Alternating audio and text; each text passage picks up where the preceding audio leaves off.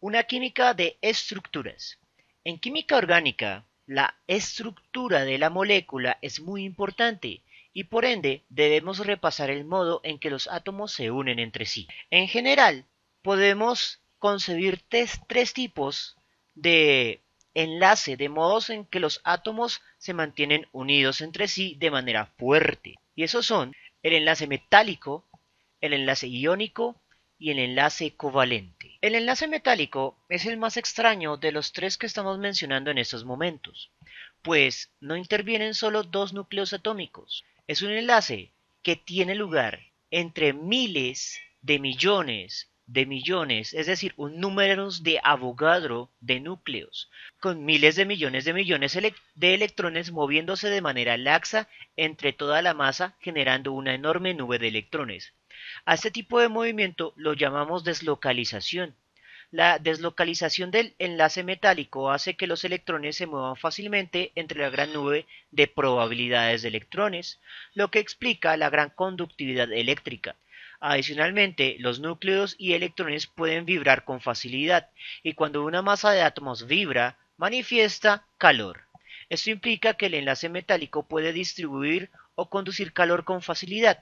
La representación de un metal puro es en consecuencia la de una sustancia cuyo estado de oxidación es neutro, es decir, lo representamos con el estado de oxidación cero. El enlace iónico es un poco más sencillo de entender, pues se forma entre iones, no es mayor complicación en eso, y se cumplen las reglas de los imanes, es decir, un ion de carga positiva se va a unir a un ion de carga negativa y se van a unir literalmente por unión electrostática, como si fueran un par de placas metálicas que se unen al tener cargas opuestas. Evidentemente, los iones de cargas iguales se van a repeler, es decir, una pareja de iones negativos van a tender a separarse, al igual que una pareja de iones positivos.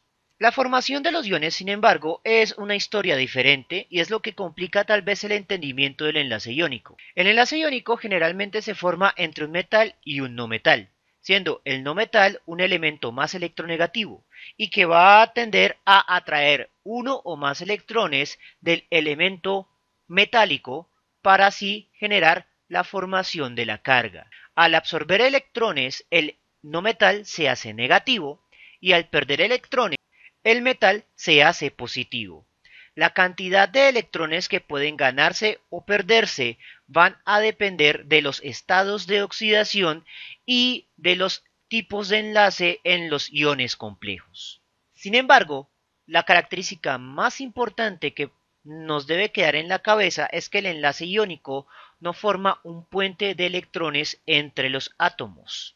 Y por lo tanto, para los núcleos que se unen por enlaces iónicos, no vamos a dibujar las conocidas barras de enlace.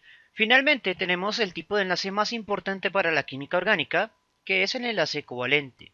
En el enlace covalente se generan puentes de electrones compartidos. Cada barrita de estas o enlace está constituida por dos electrones que van a permanecer en medio de los núcleos atómicos manteniéndolos unidos. Algunos enlaces covalentes son más perfectos que otros en términos de estar girando en medio de los dos núcleos. Si los dos núcleos son iguales o tienen electronegatividades muy semejantes, entonces los electrones van a estar compartidos de manera perfecta y no se van a generar cargas electrostáticas netas de manera evidente. Esto se debe al principio de indeterminación de Heisenberg, el otro Heisenberg. Este principio indica que para los enlaces covalentes perfectos siempre va a haber una pequeña probabilidad de que en algún momento los electrones se encuentren más cercanos a uno de los núcleos y se genere una carga negativa momentánea y el otro núcleo experimente una carga positiva momentánea. Pero esos momentos son muy raros y por lo tanto en términos prácticos vamos a tratar a estas moléculas como sin cargas. Es decir, se comportan como un pedazo de plástico y no se van a unir como si fueran pequeños imanes. Existen otros enlaces covalentes que no son tan perfectos. En ese caso, un elemento es más electronegativo que otro, pero no lo suficiente para generar un enlace iónico. Estos enlaces covalentes imperfectos tienen propiedades del covalente en el sentido de que genera la barrita de enlace, esta pareja de electrones que se encuentra en medio de los núcleos, pero los electrones van a tender a orbitar o a permanecer más cerca del elemento electronegativo. Por lo tanto, se va a generar una carga negativa parcial hacia el oxígeno y una carga positiva parcial hacia el hidrógeno o elemento menos electronegativo, y eso hace que esta molécula genere una estructura molecular pero tenga cargas. Para el caso de las uniones entre carbono e hidrógeno que son prevalentes en las moléculas orgánicas, la electronegatividad de carbono e hidrógeno es muy semejante y no se alcanzan a generar estas cargas iónicas. Por lo tanto, estas moléculas se comportan como pedazos de plástico. O, dicho de manera más exacta, el plástico se comporta como estas moléculas, en el sentido de que no experimentan atracciones o repulsiones electrostáticas. El número de enlaces covalentes que pueden formarse lo denominamos valencia, y el hidrógeno es su unidad de medida. Los hidrógenos solo pueden formar un enlace con sí mismo, por lo tanto tienen una valencia de 1. Los oxígenos pueden formar dos enlaces, ya sea consigo mismo, con otros átomos de valencia semejante, o con átomos diferentes.